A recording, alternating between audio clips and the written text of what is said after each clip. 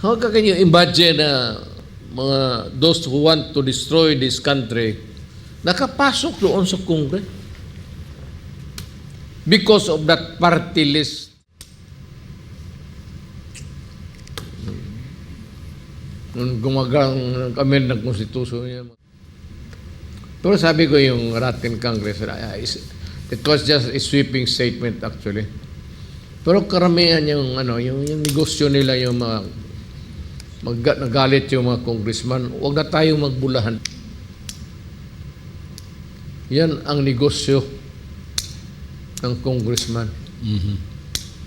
Yung funds for the projects.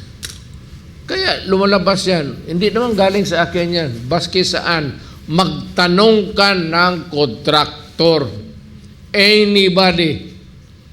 Pag sabihin mo, sinungaling ako, barilin mo ako bukas. I will not stop you.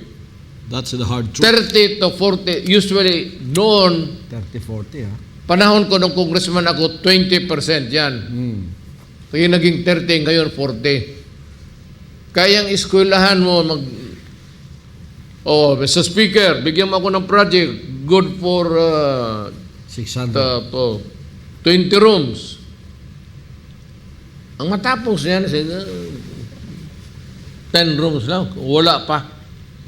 O minsan ma-disappear in the records. Bulsa. Yung mga maro, yung paglabas ng pera, mawala na lang.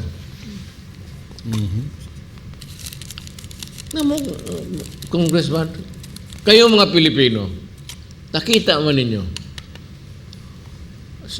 hindi naman lahat ha, hindi lahat. Ano mag-umpisa?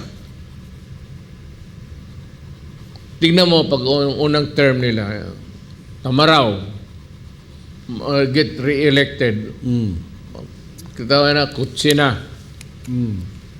Pagpasok noon sa Congress, Seiko. Paglabas ngayon, Rolex na. Second term. Tapos may bahay ng bago. Huwag na tayo magbulan. That's the reality of it all.